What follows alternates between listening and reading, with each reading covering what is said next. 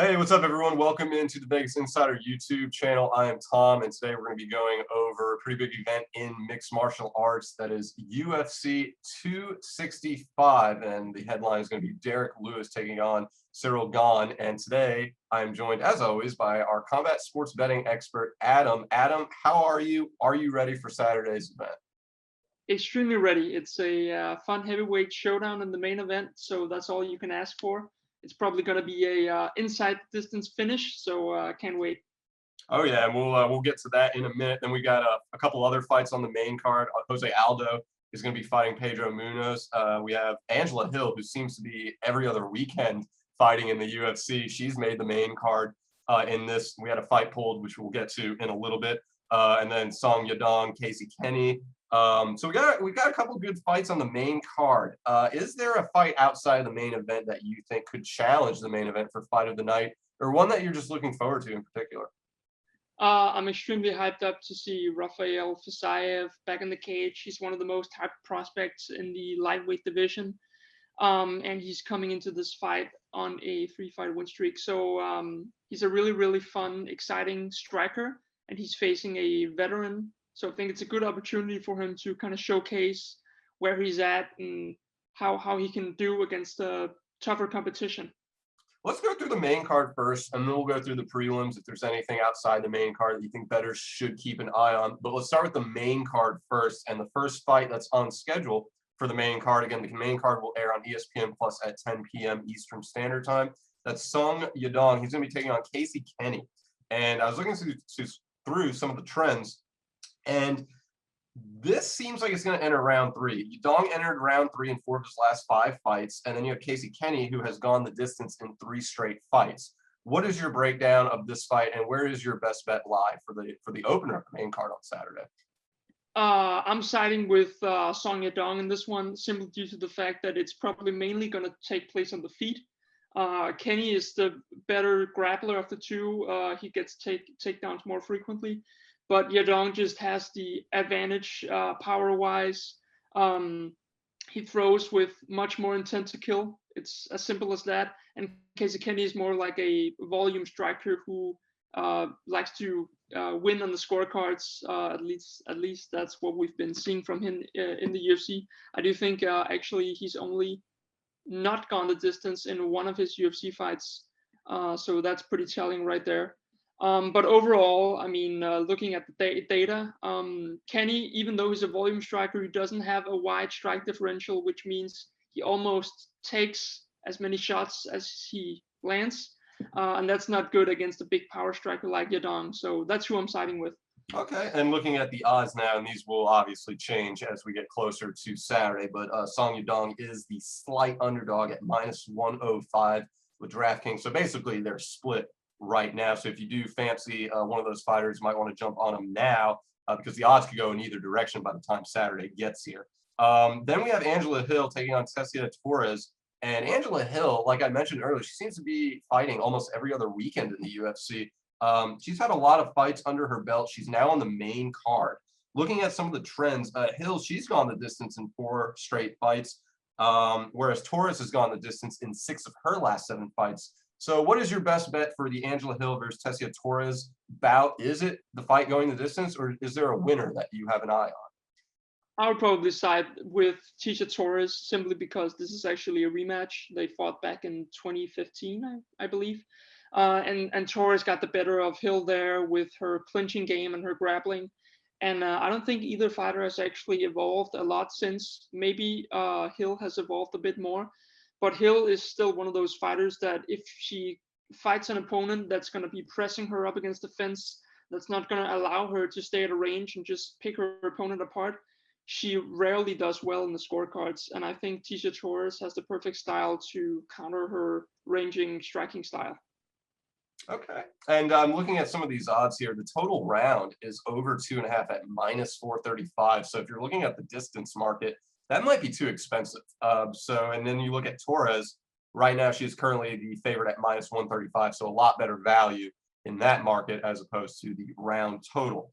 All right. Then we have Michael Chiesa. He's going to be taking on Vicente Luque. And that is going to be the 3rd fight on the main card. Who do you like in this fight? Going through some of the trends right now, it looks like Luque, he's won 9 of his last 10 fights. However, Chiesa has won 4 in a row. So this could be a little bit difficult to pick. What are you feeling on this one? This is an extremely fun fight because it's like a point grappler against an extremely violent finisher. So it's going to be fun to see like what happens when the unstoppable object meets the immovable force or whatever. To that, what you just said, Chiesa, he's gone the distance in 3 straight, and Luque has seen a finished result in 3 straight. Kind of going to what you're saying, one is points and one is a finisher. Yeah. So I'm siding with Luque here. Not gonna lie, I think Chiesa he doesn't do enough damage. He won't be able to neutralize the threat of Luque, who can get a submission as well as a knockout. He can find the finish anywhere. I mean, we just saw against Woodley, a former champion, knocks him down, jumps on a submission, gets the Darce choke, gets him out of there in round 1. And we have seen that Chiesa, even though he's probably the better grappler, he has been susceptible to those submissions if the going gets a bit tough or if he gasses out in the later rounds. And Luque is just like a bulldozer. He keeps coming, and I think he's going to be too much for a point fighting Chiesa here, who only averages, he actually lands under 2 strikes per minute. And you can compare that to Luque, who lands over 5 strikes per minute. So, wow. Yeah. Wow. And then I'm looking at another trend here. Chiesa has failed to enter round 3 in 5 of his last 8 fights. So there is a trend there that Luque might actually finish this bout. Are you willing to go out on that limb that he's going to finish this, or do you see this going the distance? Yeah, Luque has, I think he's only won maybe 2 decisions in his career, and Chiesa has an act for getting finished. So if you're going with Luque, I'd say inside the distance for some plus money. That's the way to go for me. Great. And now we have a co-main event that a lot's changed. Do you want to maybe explain to someone who may not be paying attention to the world of MMA news why we have a different co-main event in this bout on Saturday? Yeah. So I don't know if you heard about this thing. It's called COVID, and it's going around and ruining all the beloved fights for us UFC fans. So we're supposed to have Amanda Nunes defending her bantamweight title. She tested positive for COVID, so now we have former featherweight champion Jose Aldo taking on Pedro Munoz in a bantamweight bout. And I mean, not gonna lie, I think that's a fun matchup to serve as the co-main event here. I think it's gonna be every bit as fun as seeing Nunes. It's probably gonna be more competitive too, so that's always a plus. Right, because Nunes just runs through competition now. Yeah. She seems almost unbeatable. And looking at the odds makers are giving Jose Aldo a slight edge at -120 to Pedro Munoz at +100. Now, both fighters are kind of limping in, metaphorically, not literally, neither one is hurt. But metaphorically, they're kind of limping into this match. Aldo, he's lost 3 of his last 4. Munoz has lost 2 of his last 3. What do you see between these two in the co-main event? Tell you what, someone is going to be limping in this fight because both fighters have incredible leg kicks. It just comes down to, will Aldo use his leg kicks, because he had that historical run through the featherweight division early in his career, and his leg kicks were out of this world. But it seems like he sort of put that on the shelf, and he mainly uses his hands in recent outings. But I think if he pulls it out of the hat, the leg kicks, and he has a nasty body shot too, I think he actually has a really, really good chance here. I think there's a big skill gap between Pedro Munoz and a guy like Jose Aldo, who hasn't really lost to anyone in his career that isn't a future champion or a champion. So, and we also saw, interestingly enough, in Aldo's last bout that he turned to use some grappling, which I thought was pretty interesting, and got almost the whole round of control time against Marlon Vera. So I'm siding with Aldo in this fight, definitely. I'm looking at another trend here. Both fighters, this should probably go the distance. The odds for this match to reach the 3rd round is -210 currently. And then you look at the trends. Aldo, he has gone into the final round in 4 straight fights. Now, he has seen a finished result, but he's gone into the final round in 4 straight fights. And then Pedro Munoz, he has actually gone the distance in 3 straight fights. So odds makers do feel that this is actually going to go a little bit further than maybe some might think. So we'll see. Then we have the main event. final match of the main card, Derek Lewis taking on Cyril Gane.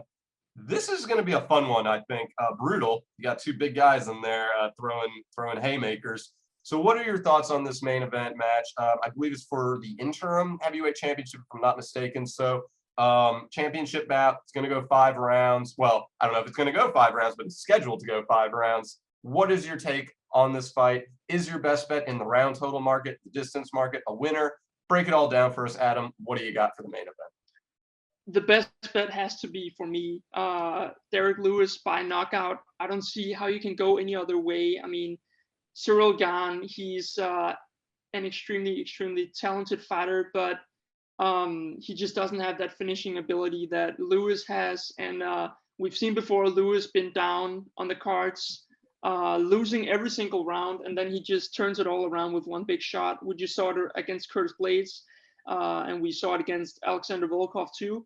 And I think that I covered this in my predictions piece on Vegan Society, but I think that Gane actually has some point fighting tendencies that will allow Lewis to maybe take the center of the octagon, get off some good shots. And I actually think the longer this fight goes, the more chances and the more openings Gane will give Lewis to land the knockout. As you know, the gas tank empties out and you become a bit more sloppy, the arms fill up with lactic acid and so forth. So I'm siding with Lewis here. Yeah, definitely. He's a pretty big underdog too at 29-1 to win straight up, and you add on the specific method of victory, you're getting insane value for that. And looking kind of your theory here, looking at the trends in your theory of Gane kind of going towards point tendencies a little bit, and that may open something up for Lewis. Well, Gane has gone the distance in 3 straight fights. So there's a lot of merit to that in terms of Gane focusing on the point tendencies a little bit more than a finish. However, Lewis has failed to go into round 3 and 4 of his last 6 fights. And looking at the odds, this fight to go over 4.5 rounds is plus 145. So this might actually end up finishing before the 3rd round.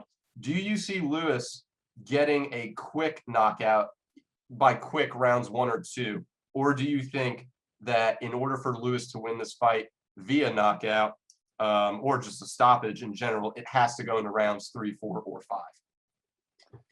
It's tough to say. I think Gane is too aware and too defensively aware in the early rounds. He'll just get on his bike and circle around Lewis. I think it has to be in the later rounds where they're both tired and Gane starts lowering those hands a bit. And I'll just say, I mean, the upside in betting Lewis as an underdog is huge.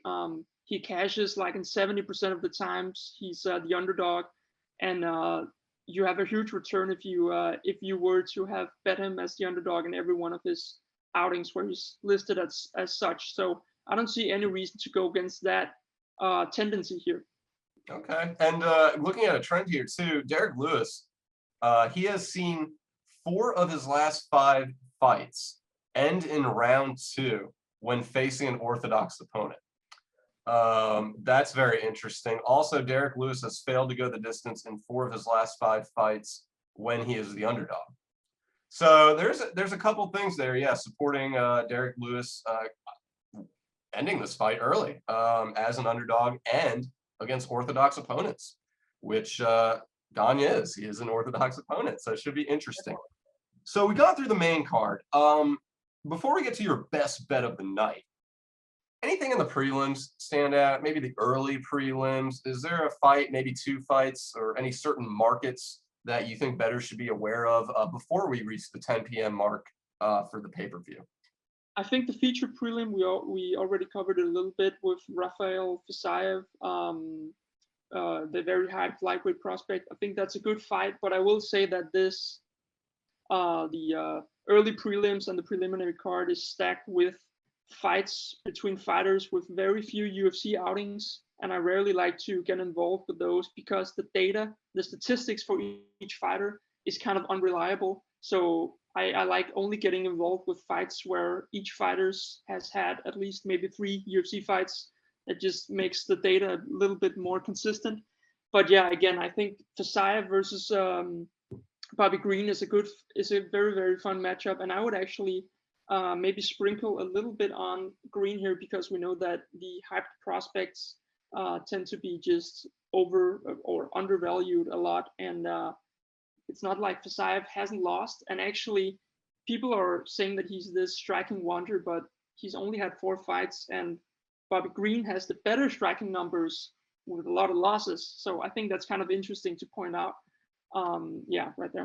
Yeah, and Bobby Green, he has won 3 of his last 4 fights. So if you can only make one bet of the entire night, it could be any of the bets we went over, it could be something you just thought of. What is your one best bet for UFC 265? Derek Lewis by knockout, I would say. Yeah, too much value, right? Too much value, too much value. And again, he's being disrespected by the betting market. And Gane is the better fighter on paper, but so was Curtis Blades, and so was anyone else that he's knocked out. Now I can't really remember any all of a sudden, but yeah, Curtis Blades, the narrative was the same, and Lewis just, he catches you with something if you give him enough space. I think Gane needs to work on his grappling and get a submission in the spot to win. But I just don't see him doing that, because Lewis is so strong. He just pops right back up. So yeah, Lewis by knockout. Awesome. And you want to tell people real quick what you're working on? I know you've dropped a lot of different UFC content, so go ahead and share what all you've been working on. You're looking ahead to other pay-per-views, right?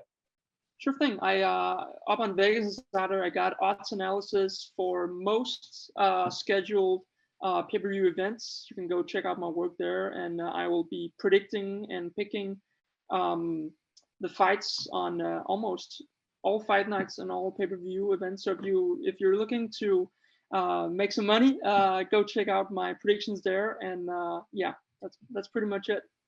Awesome stuff. Thanks so much. Again, everyone, UFC 265, it will air the pay-per-view in the main card on ESPN Plus at 10 p.m. Eastern Standard Time. Adam, thanks so much for joining us. Thanks for having me. No problem. And reminder to everyone out there, please be sure to like, subscribe to our Vegas Insider YouTube channel. Really do whatever it is you have to do, but most importantly, go out there, make some good bets, make some money this weekend and on Saturday. I'm Tom, he's Adam, and until next time, we'll see you.